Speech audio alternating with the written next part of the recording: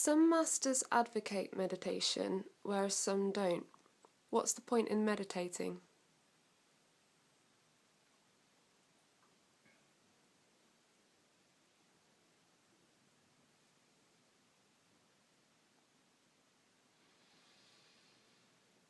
If we look throughout recorded history,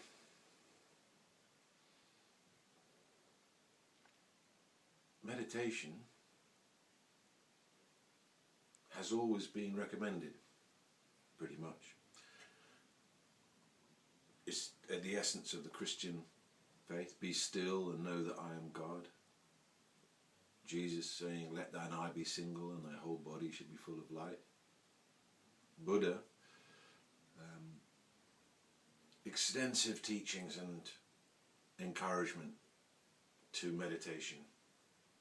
Islam, the Prophet gained his transmission of the Quran in meditation. Judaism, probably the same. You don't have to meditate, but if you do, you'll enjoy it, and you will kind of know from a very deep place that it's a good thing to do.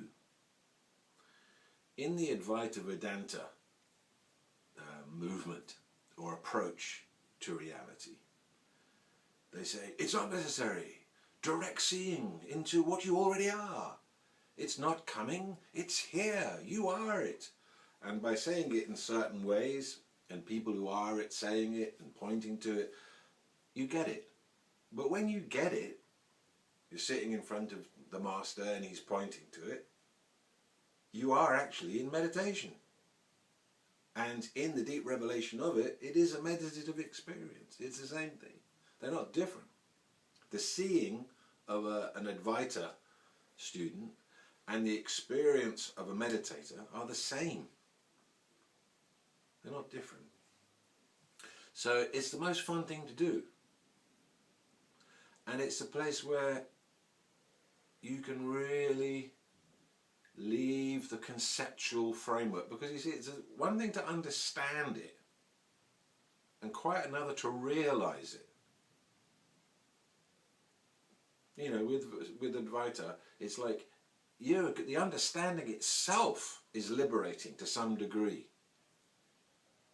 but the realization of it is very liberating. The other thing is, there is a distinction between enlightenment and liberation. As I see it, liberation can be instantaneous. It is just a question of seeing what the truth actually is. But if we look at the teachings of the Buddhas, they distinguish that from enlightenment. For them, enlightenment requires certain causes and conditions to have been met, and for them it's considered to take a long time. And to me it looks like enlightenment is a bit like sex, like the orgasm of sex.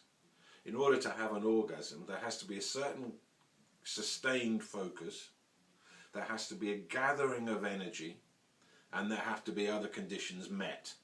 And if all of those things are in alignment, then something organic and natural within the body-mind system is triggered, ringing bells, bringing one into the supreme experience, which is different from the subtle seeing that brings about liberation from suffering because you've recognized yourself as not being the thinker.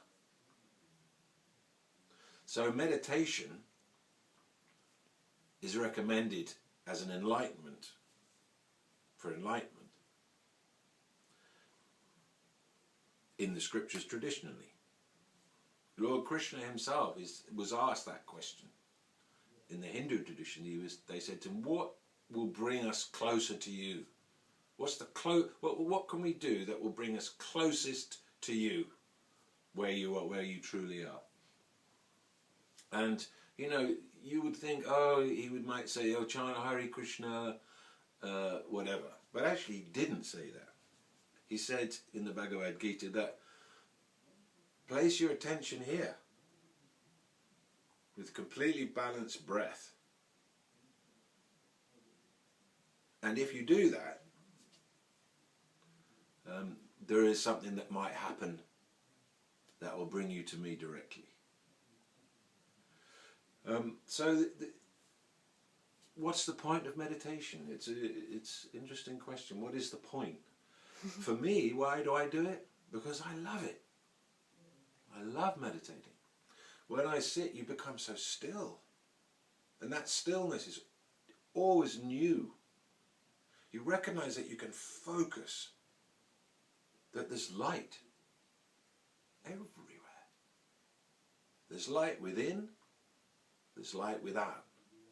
But why take that from me? It's something to realize. For me, it really is the path to realization.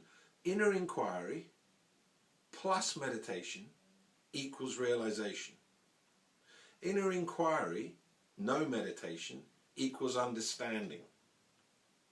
But that's the booby prize, because you don't really get any ontological shift from just understanding. So people go and spend some time experiencing the pointings of the master in the Advaita tradition, but then when they're out of there, back at home, it comes down and they kind of think, oh, I don't know, that was so great, what? Understanding, not realization. And then meditation without inquiry is just peace. So quite often you'll find people who've meditated a lot but haven't inquired and they haven't realized. Maybe their master speaks to them and his realization is enough for them. The fact that he did realize. But it's not for me. I can realize. And for me, inquiry plus meditation equals realization. So meditate to realize. Meditate to feel peace. Meditate to emanate peace. In a very incredible way, meditation feels like something you can give. When you're doing that, you're actually, are you emanating peace into the atmosphere? Does it affect other people? Are you part of a matrix of light workers who are all meditating around the planet? Is that true? Meditation is, you know, you could do it for 10,000 years and it would still be fascinating. It would still be the ultimate enjoyment. It would still be the path of realization. Shiva, Lord Shiva, Mahadev, the great god of the Hindu tradition, when he realized and became enlightened, did he stop meditating? No. Did Buddha stop meditating when he got his massive understanding and realization? No, he did not. Why?